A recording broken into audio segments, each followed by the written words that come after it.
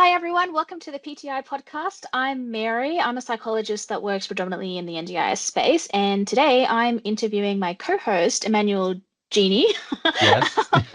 And we're laughing because we just spent 5 minutes getting the pronunciation of Emmanuel's name right. Genie, Emmanuel, genie in a bottle, yeah, Genie in the usual. bottle. Yeah. So Emmanuel is a support coordinator with Ability Connect. So thank you, Emmanuel, for this opportunity to interview you.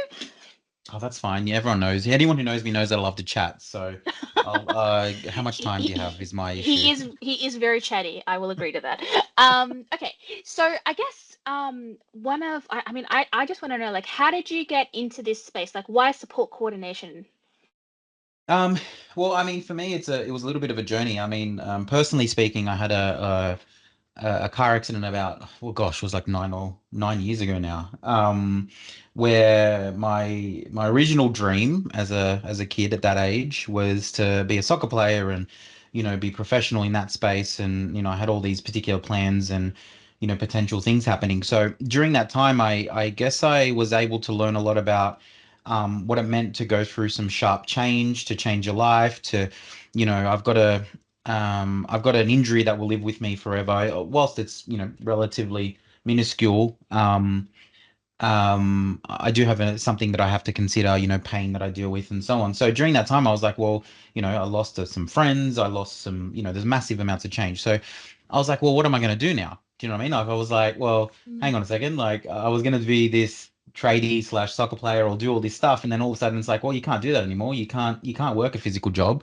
So I then a few people were talking to me and they're like, "Oh, you should try community services work." I mean, it's one thing through my whole childhood growing up and everything was always about community. My family's all about community, always about helping others and looking out for those that can't, or may need some help or maybe not be able to do it themselves or whatever. So I kind of went into community services, and did a Cert 4 in community services. And to be honest with you, I fell in love and it just came so natural. I mean, the funniest thing at that time, I don't know if it was like that for you, Mary, when you were studying, but it was like, oh, this just seems logical.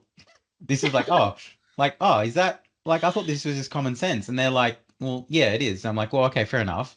So I mean, for me, I just kind of followed it down the path. And then one of the Mm. teachers goes, hey, by the way, if you just go straight into your bachelor's, we'll take a year off, because you've already done the community services side. I'm like, really? So at that time, I had to go and check with my then partner, and like, oh, hey, do I do this? Do I spend another couple of years getting a degree, or like, do I go into work? Like, because we were deciding to do things, and luckily, I decided to continue on, and I finished the degree, and straight out of there, I thought that I was going to do social work or something like that.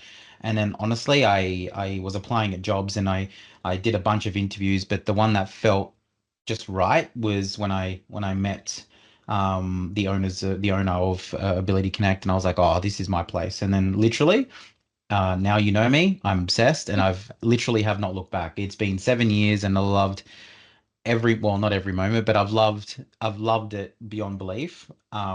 And just hoping to do what I originally wanted to do, which is just help as many people as I can. Oh my gosh, like, what a journey. Yeah. I'm just wondering, like, what was so different about that interview with Ability Connect that was a deciding factor for you? Well, I mean, for me, it was just they were one of the first people as well, that had a confidence about being able to train someone that hasn't worked in the field before. And I do a lot about like a intention. So I straight away knew the level of the high standards that they were trying to achieve, and that they were willing to support someone who wanted the same standards. So they were more than willing to invest in people, when it comes to working towards this mutual standard. The other thing is, to be honest, we got along. Like, it was like especially when you're working for someone in this particular field, and they were open in sharing information, and I was quite eager.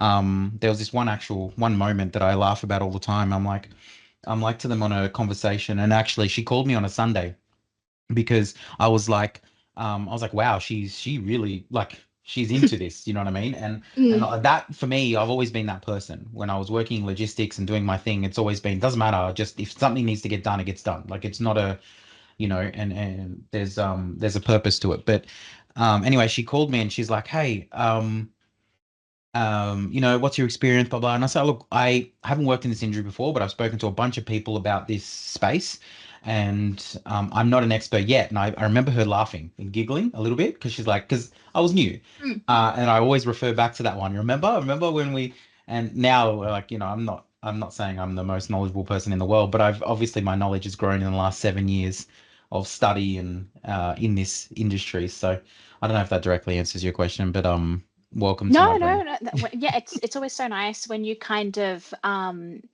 like when you just know that this is sort Yeah. of a good fit and it sits really well with you.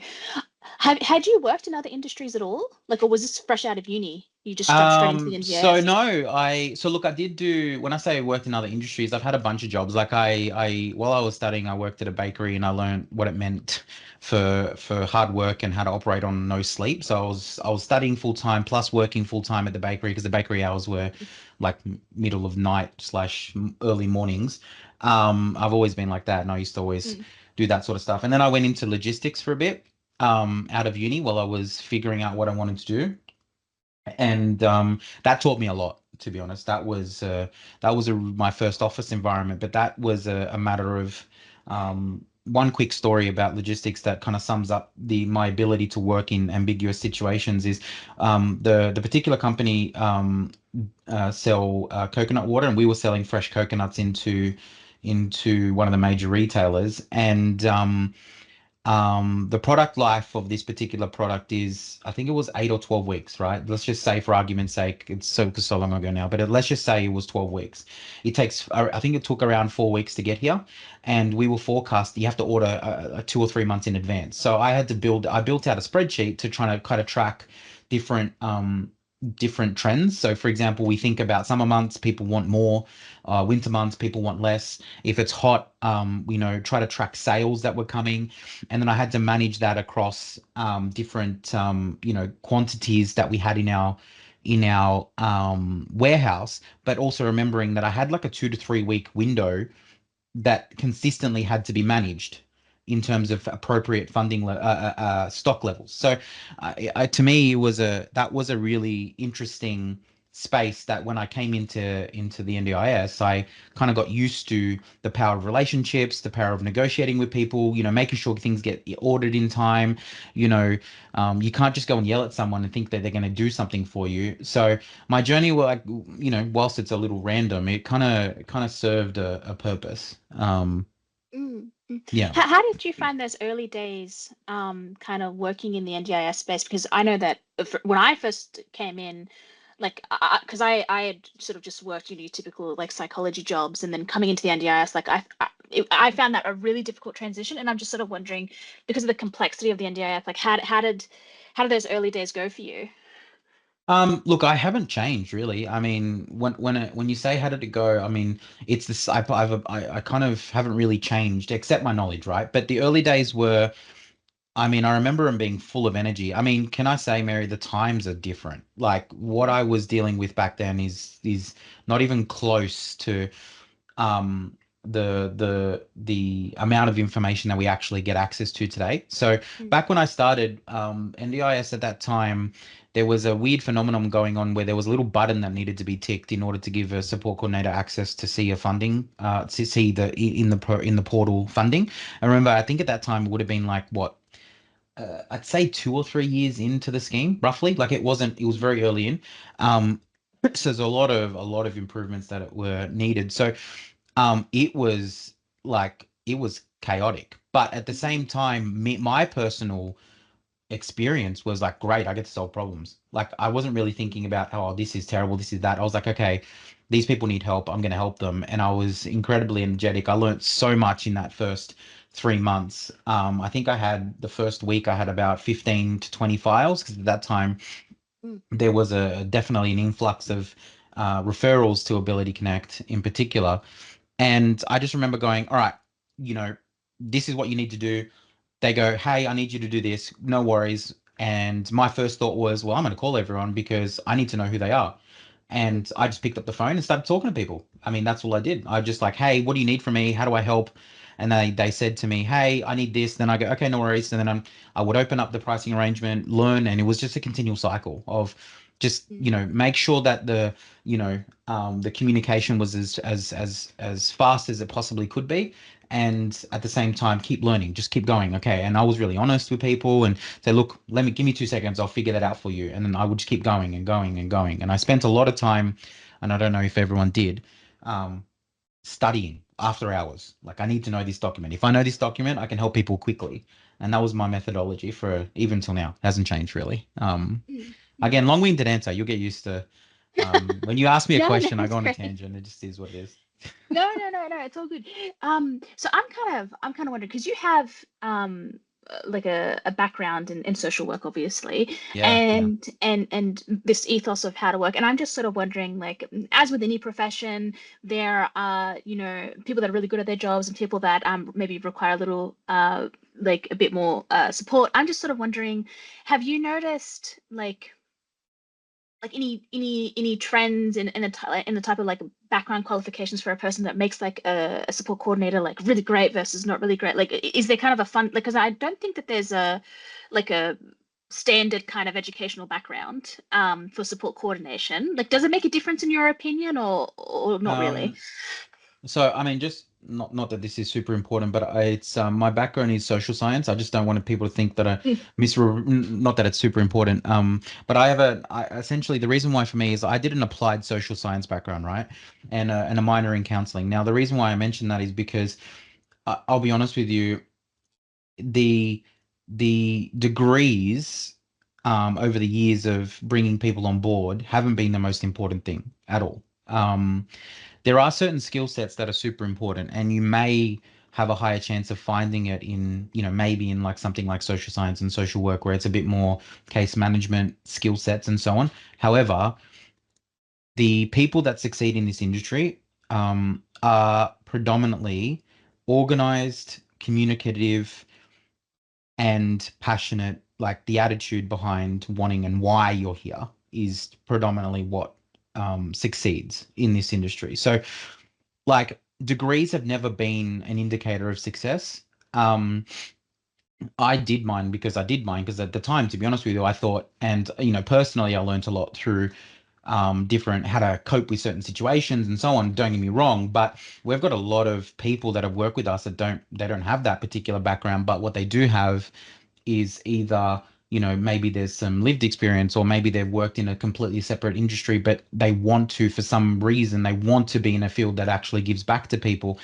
um the openness to learning, the communication, that is what it for me was is a driver for success. I don't know if that directly answers your question, to Oh be no, honest.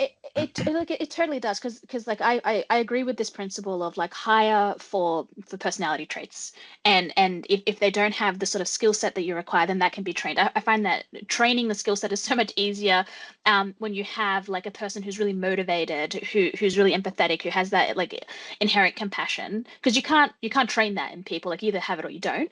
Um, so no, like, I think it makes absolute, a lot of sense, and different walks of life will give you different perspectives, and that's really important as well. I think we've also tried to incorporate all different levels of expertise. I think that this industry as a whole, it doesn't, like, my view is it doesn't need to be necessarily pigeonholed into this traditional social science sort of, or social work sort of thing. There is opportunities for improvement, like in different sectors. For example, some of the things that I learnt in logistics in terms of operationally apply really well in the background of how to get a successful back end of systems, and the importance of those sort of things. Because obviously when you're delivering products, they don't care. It's just, it needs to be streamlined. You need automation, you need these things. So that mindset did help. There's other people that have come from more corporate spaces where they had a lot of structure, they had this and that. Some portions of that work really well. So I guess we tried to be a melting pot. But the one thing is definitely true is, if you want to be here, that is the number one indicator for success. The degree is not. Like, I've worked with people that have that that all different bits and pieces, and but the number one true factor of successful long-term like staff members of ours and people that have gone on to even externally, people that are doing amazing, it's always, you always notice it about them. They always got this energy. They've always got this want. I'm not saying they have to be super annoying and loud like me. It's just more it might be just like they're driven. If they're gonna do Mm. something, they're gonna do it. It's not a oh no, that's okay. I don't, that sort of Mm. attitude. So I'm kind of wondering, like, it's really hard to know when you've got a good service provider if you've never, if this is your first service provider. So I'm just sort of wondering, like, for all the participants, like for all the, like, because we're so popular, right? But for any participants that are listening, I'm like, could you maybe provide like maybe some green flags for like what participants can look out for to know that their support coordinator is doing a good job, and maybe some red flags for like when it's maybe time to look at other providers. um, Look, there's two ways to answer that. One is one, I guess I'll say, and this is not necessarily a direct answer, but I guess one thing that I've learned in this industry is you have to trust the person you're working with. So ultimately speaking, there could be a number of factors, as you would know as a clinical psych. Like, when you're working with someone, the relationship is goes a long way, right? So Mm, whether you actually get along with that person, I'm not saying you have to be, because it's obviously there's a professional relationship, but there you have to understand each other. You have to be able to even in the initial conversations, you got to kind of feel comfortable that they're understanding you. Like those sort of things definitely come into play, but that's not just now. That could be at any point in the process. In terms of looking for some basic green flags, I mean, I can talk to what I see. If you look, it depends on the category, right? So when we're looking for example, when we're searching for a provider for a participant, one thing is honesty. So are they just saying yes, yes, yes, yes, yes without asking questions? Or are they coming and saying, hey, just give me a little bit of information here. What's the detail? Hey, give me 2 seconds. Or, they kind of qualify the situation instead of just saying, yeah, I'll help you. They go, hey, let's talk. And then you can decide whether or not it's an appropriate fit. Instead of kind of throwing it down, you're saying, oh, hey, sign here, that sort of thing. So it's a lot of those people have, I guess, a willingness to make sure that the fit is right on both ends. So a lot of what we do, for example, I'll go in and I'll say, hey, and a lot of people go, hey, what's the answer? I go, well, let me talk to the person and I'll look, we'll see. We'll see what the situation is. And another thing that typically what happens is, I guess this is along the same lines, is honesty. So when I go in and or providers go in, they'll go, hey, if we're not the right fit, I know a bunch of others, I'll happily send it to you. Or, for example, in this case, when I'm explaining a situation to someone, or you're looking for, let's just say you're looking for a support coordinator, they should be telling you your rights. Like as a support coordinator, you should be going in and saying, well, hang on, my job is to say to you, hey, this is completely your choice. I've heard horror stories of people saying, oh, no, no, no, I'm your assigned support coordinator. I'm like, well, no, that's not how this mm, works. So that honesty piece is definitely a green flag. So ask them questions about, what their systems look like and, what their teams look like, and ask them information about how the role works, and see if people will offer up and communicate the fact that you have, as a person deciding, you do have choice to decide whether or not, and at any point, you have choice over what services you have.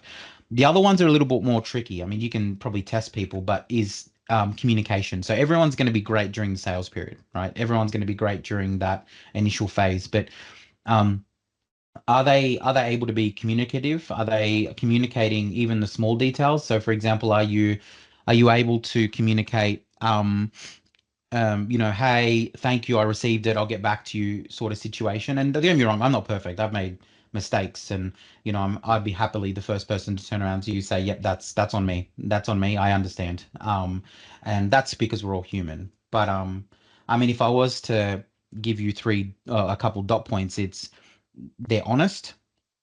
They will tell you whether they can or can't support you, and they'll ask you questions to make sure that they can or can't support you. Then their communication will be quick. So obviously, if you're waiting for them early days, 5, 6 days for them to get back to you, then obviously, you decide whether or not that's for you and how urgent it is for you.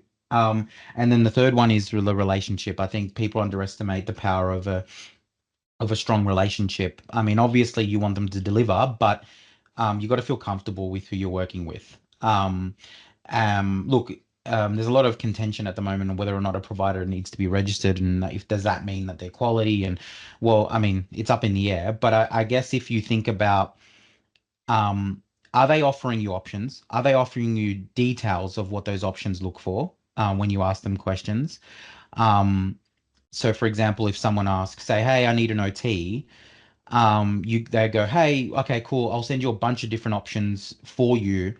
And they send it to you and they give you a bunch of information about each option. That's great. If they just send you a name and a contact number, well, I mean, like, you know, it's not as so there's little details there. But I guess how does that person determine that in a 15-minute, like 5-minute conversation? I like it's hard, and that's where that relationship thing kind of kicks in. Like, are they actually willing to say to you, "Hey, just so you know, if you're not comfortable, it's fine."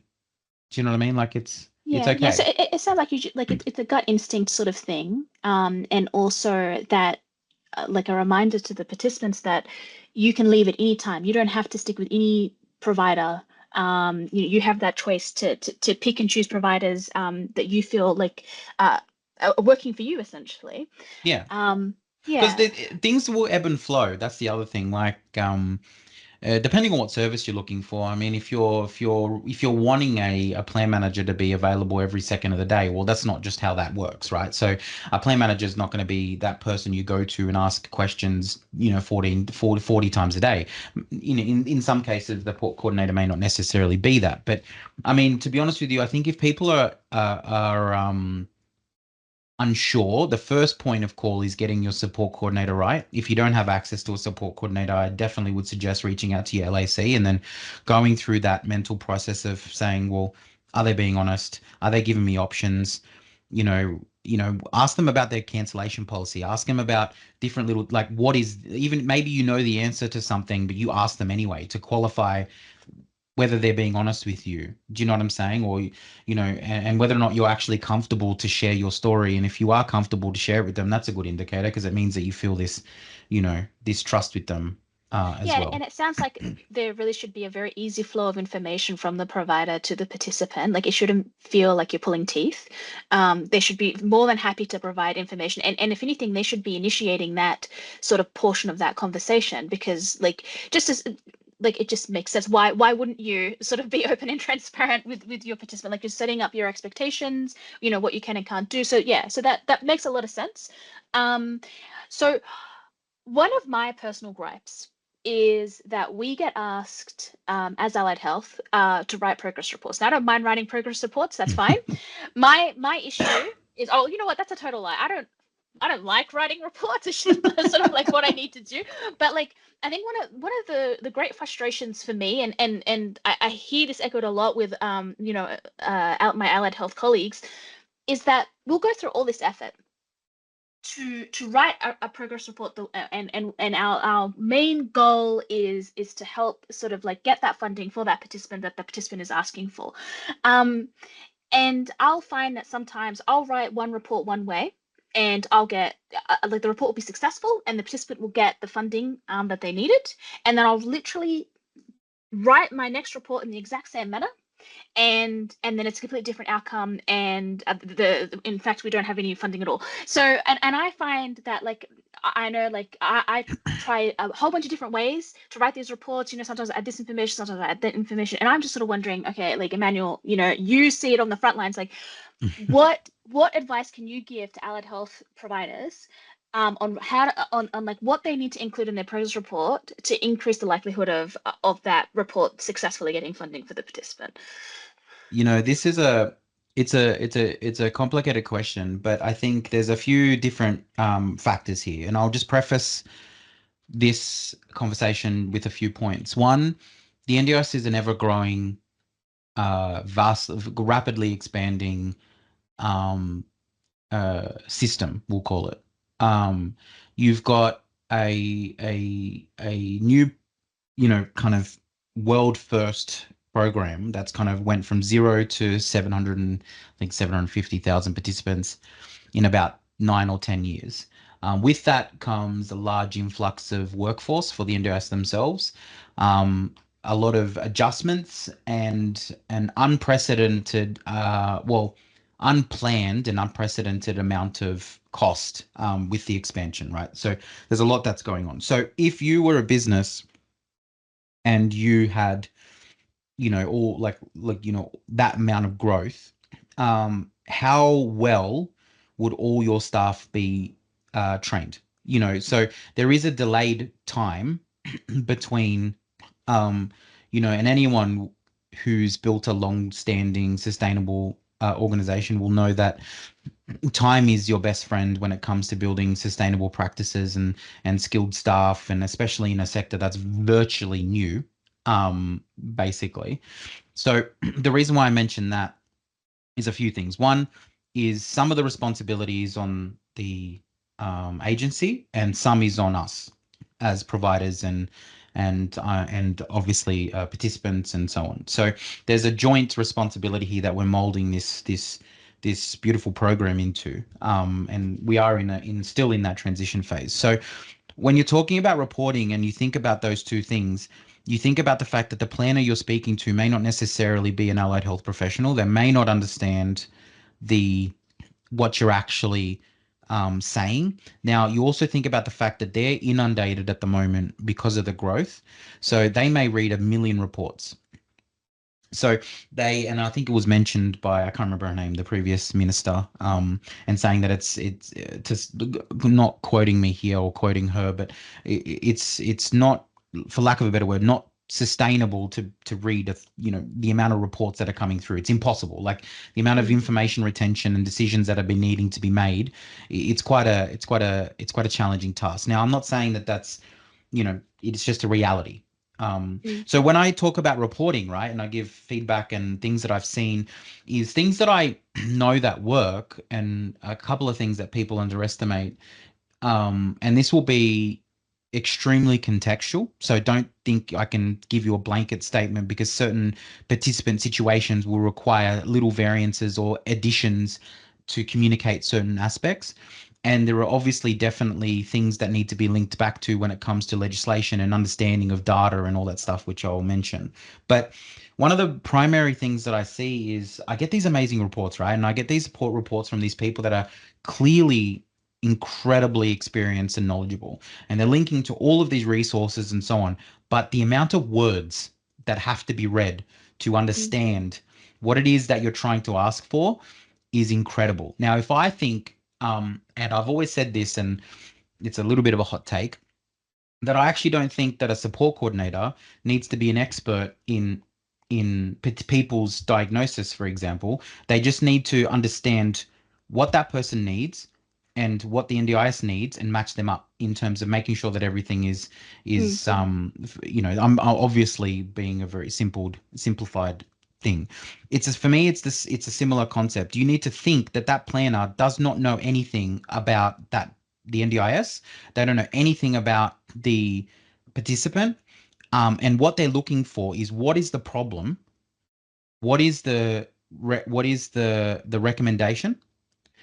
And then what is the risks with that, if that funding isn't recommended? And what is the real world data that's being communicated or tried, that's informed your decision?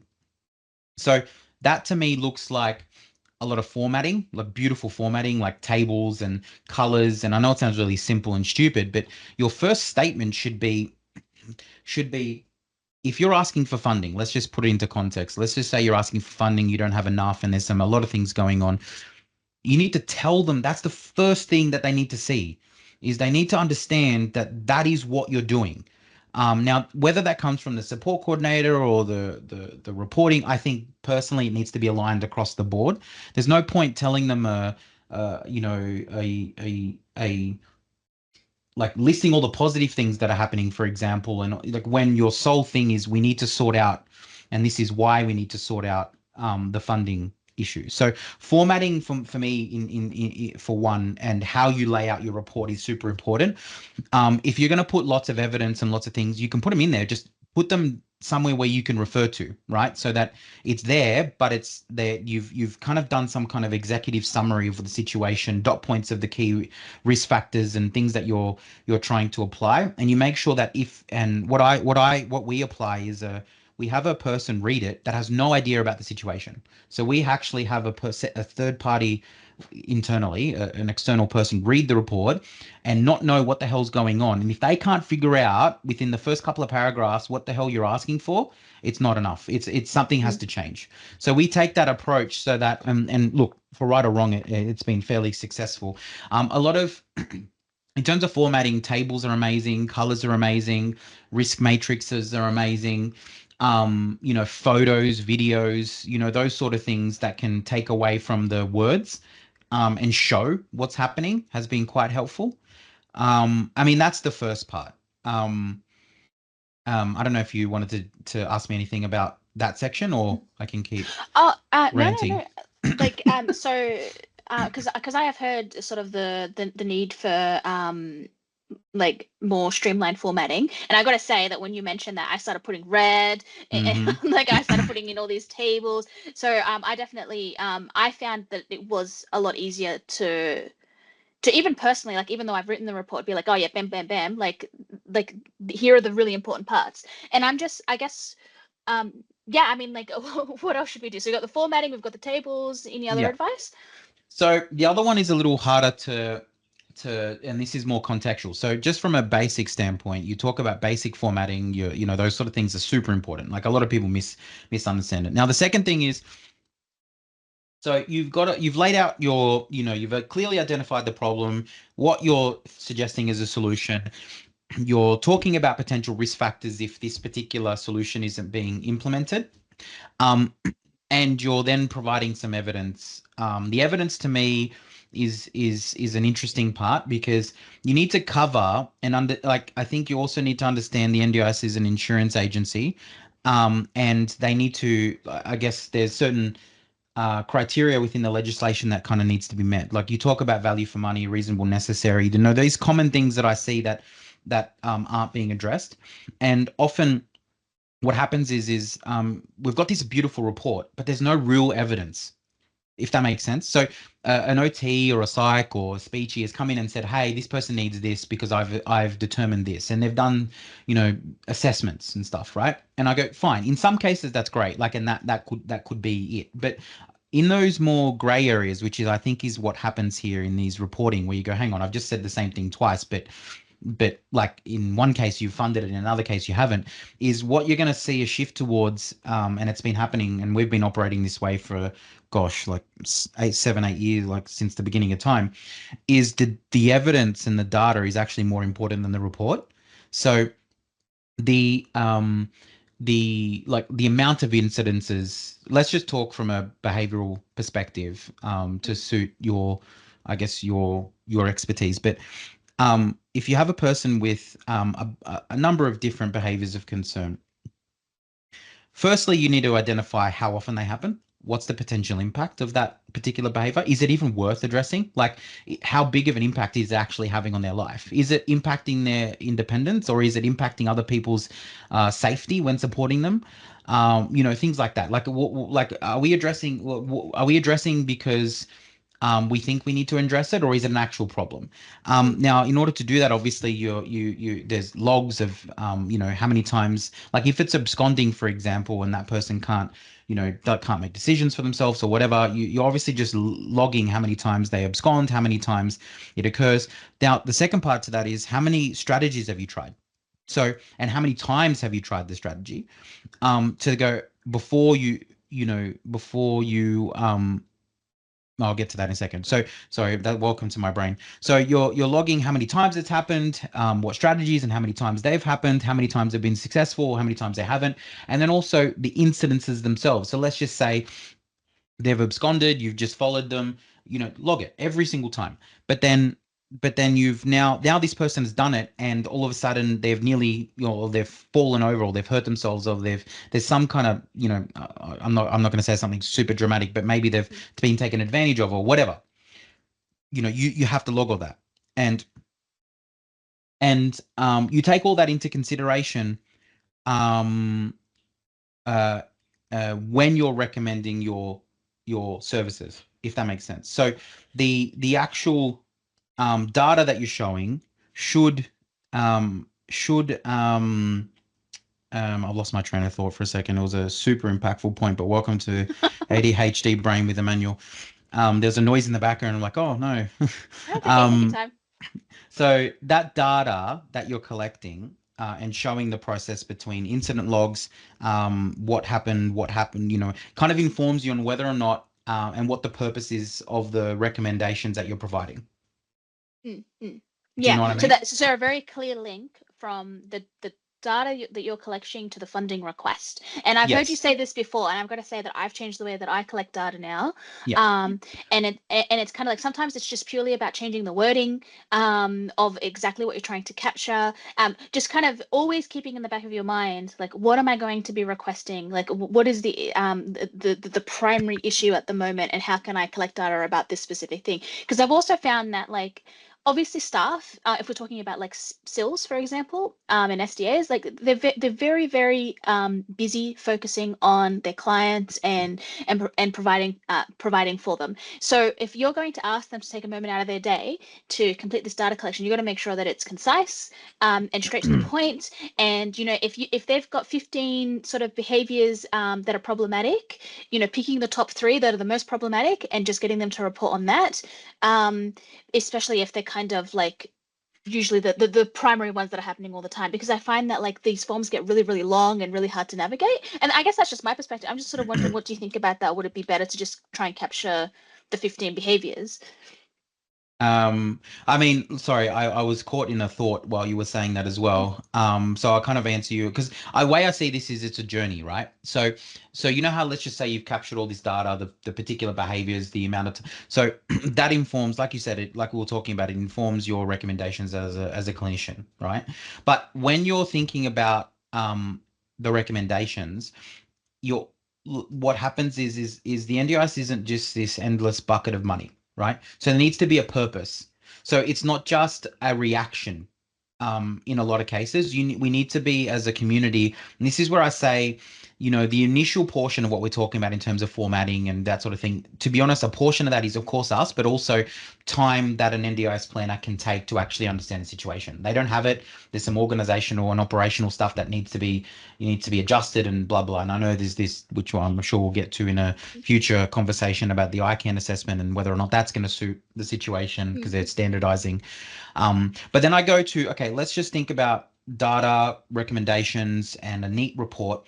Okay, then we ask ourselves, what is the purpose of these strategies we're recommending? Like, is it purely risk management, or is there a plan to improve this person's independence or capacity to live? Now, I'm not saying every person has every person's situation is different. Some, they will have a mix of strategies that are purely, um let's just call it risk management, for lack of a better word, where there are those ongoing services that are going to be 100% required no matter what. Like, it's just a fact. But realistically speaking, I think the NDIS want to see that thought process, if that makes sense. They need to see that thought process of thinking and understanding, well, I've tried all of these things, but now I need to increase funding of care because of that. Mm-hmm. So, for example, assistive technology like absconding. Is there an opportunity for this person to live in a shared environment with suitable assistive technology, right? Instead of having a person, instead of just going straight to, oh, they need one-to-one support because they abscond.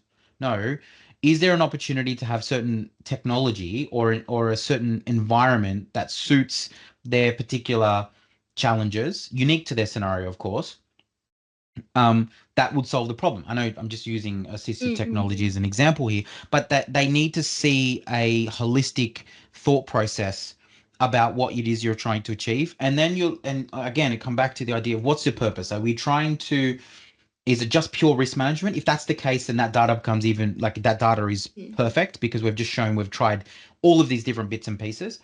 If the plan is, and in a lot of cases, and I'll give an example of this particular participant that we supported quite some time ago, where he had 66 incidences in a year, where 66 days where there were incident reports provided, and that incident report, there were many, multiple, and quite severe incidences that were occurring. Things that were involving quite a, potential legal ramifications and potential harm to, not only that person's self, but also others. Now I walked into the situation. I go, well, hang on, guys, and there was lots of data going out. I go, that's fine. We've got data, and we've got, in this case, we were able to get one-to-one support proved. But I was like, what's the plan here? Like, are we just going to continue this forever, or are we going to try to, mold the situation, improve this person's capacity, and and that sort of thing? And now we've got them down to a shared ratio, which was everyone thought was impossible. So the NDIS want to see that. They want to see that there's a plan, whether that plan works or not, right? Because we know that it may not mm, work. There needs to be a thought process towards that sort of a plan, whether it be assistive technology, whether it be a transition from one-to-one to shared supports, if possible. You need to show that you've tried and tested all of these things, and that's where that data comes from. mm. So I know it's a long-winded answer in No, reporting, but okay. So just so I understand, so you're basically saying that when we're making these recommendations, we're almost like having a bit of a like a list of here's the cheapest solution and working up to the most expensive solution, and here is like why these cheaper solutions are not working, and that's what justifies needing a more expensive solution. But then also when thinking about like balancing data collection with uh the staff's time. It's just making sure that that data collection is really concise, and that we're not. You don't have to subdivide the behaviors into 15 different behaviors, which then makes this a really long list that they have to navigate. But instead, focusing on the behaviors that require the most amount of support, because then that's a very clear like delineation between the behavior and the funding. Because if you have like, for example, a behavior that's like I don't know, like the behavior is that they make up fictional stories, right? Like, does that require necessarily support, but we're recording on it? Like that doesn't seem very helpful. But if it's instead that the participant is say self-harming, well, that does require support, and then that's kind of like a much stronger like relationship between behavior to fun. Is that kind of what you're saying? Like, 100%. And I think mm, there's a consequence to this process that I think the reason why, and this is a pure assumption here, right? So this is not like I've been told by some secret contact within the NDIS, but there is a consequence to this. Although I'd love one. If anyone wants to be my secret contact, please reach out. I'm available. I love a chat. And yeah, anyway, sorry. But there's a consequence to this thought process in this journey for reporting. So I mean, because look, unfortunately, it's not a simple answer. Like, I mean, you've summarized it really well, but think about that journey and then think about the fact that what we're talking about is potential solutions. We're ticking off solutions. So what if we find a solution on the way? That means that this person doesn't actually need that increased funding. That's our jobs. Does that make mm, sense? So the NDIS need to see that that's happened. And a lot of the times when people come back to me and I see this, I'll give you an example. There's one that came out of a hospital. Now, this is actually impossible for a hospital at this stage to provide this evidence. But there was this particular participant that came out, and they had paranoia in familiar and unfamiliar environments that were causing. It was an ABI as well, and he couldn't like he his particular cognitive capacity was low, and he was extremely paranoid in unfamiliar environments, lots going on, and so on. The hospital were recommending, like in some cases, because of violent and physical behaviors, um, up to 3 to 4 to 1 of support, right? So they were talking about all these incidences that occurred, and then they said, look, we were able to get him to a baseline, but this is what we had to do. And I said, can you provide me the number of incidences that occurred, what you did in that incident, and so that data? And they go, no, I can't, because we're not that, like, that's not what we mm. do. Now, the NDIS came back and said, hey, great, like, it's not that we disagree with you, but like, You don't have proof. we have Yeah. proof. So, Mm, and then like even on a government to government particular situation, like there's obviously whilst obviously they respect the hospital, there's still even in that case, and it's showing an importance of data. Now, not going to go into technology and how do we, there's all these Yeah, solutions to no, it, but I've had similar issues with hospitals that they're very caring and they're very supportive, but unfortunately the paperwork isn't there. And so when you do ask about frequency, it's kind of there's nothing to fall back on. But it's also kind of like as a practitioner, it's like, well, I don't know if the strategies that we're putting into effect are actually working because I don't have a pre and post. Because that's how we usually determine, like, okay, are these strategies working? Like, how was it before? How is it after now that we've put the strategies in place? It's like, okay, yeah, it's improving or it's actually gotten worse. because the other So, thing, yeah. and I'm talking as a support coordinator, right? But I guess you can take this, anyone can take this, that's supporting someone with in these sort of situations, but is look as a support coordinator, because we are independent, so we don't we do support coordination. That's what Ability Connect does. And um so for us, I don't care if the SEAL home gets $1 billion. It makes absolutely no difference to me, right? So because we work under the support coordination funding, what my job is to make sure that that person ultimately has a safe and sustainable environment that's reasonable, right? So for example, if someone's asking for I've had weird and wonderful requests over the years, and my job is to balance. So when you're talking about that journey for reporting, and I guess the reason why I'm going on this tangent is a lot of the times that what I see as a support coordinator when people are asking that question, it's because and a lot of the failures, sometimes they're correct and it's a funding issue, but maybe it's a data issue that they're not communicating.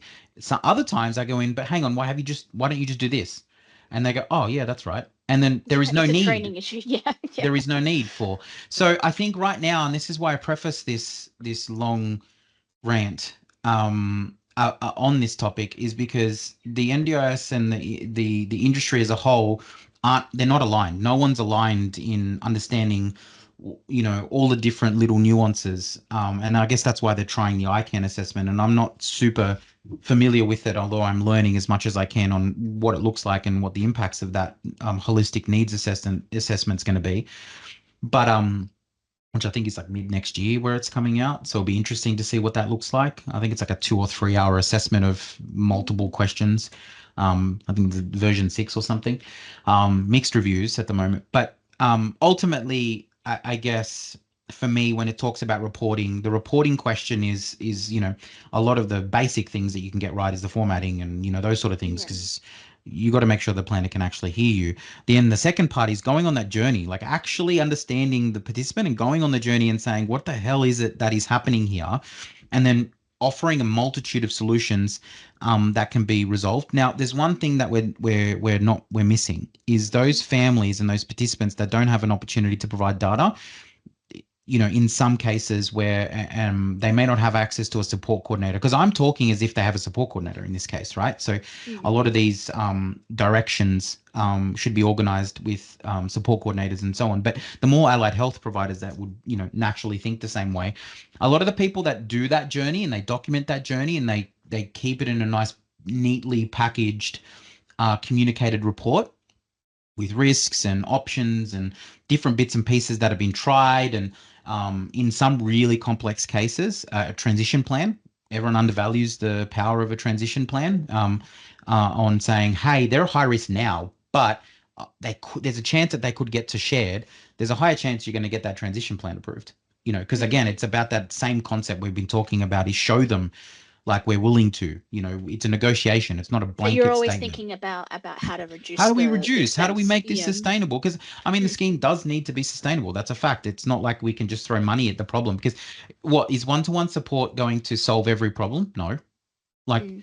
is that the ultimate goal here? Like, no. So when it comes to reporting, I'm trying to stay on task.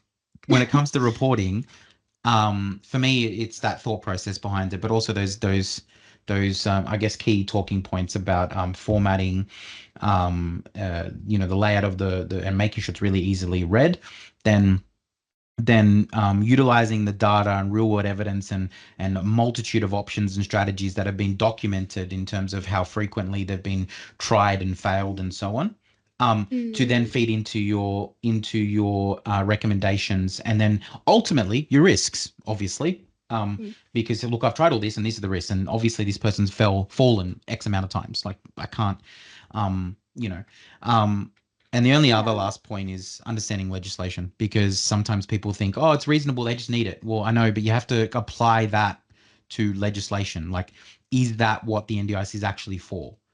Do you know what I'm saying? Can they Like, even fund it to begin with? Like, is that can does they that even fall under fund it? mainstream Like, supports? you can't Yeah. just turn around and say, oh, Mm, because I mean, not many people know, but the definition of 24/7 one-to-one supports is that person needs to be posed either a serious risk to themselves, meaning their particular functional impairment needs to be so bad that they are a risk to themselves, um, or, and this is more common with behaviors, is they need to pose a risk to others. So mm, if you can't profoundly prove that there's been consistent real risk to others, like the chances of you getting one-to-one funding is low. On top of that, you need to also show, well, what is the transition plan? Are we here to get this in place and then upskill staff to set a perfectly suitable, safe environment where every little detail of that environment is allowing that person to have some reduced supports? Like, ultimately, that should always be the perfect world. Whether you achieve that is different story, but you need to start that journey. You need to start doing that. If that makes any sense. mm.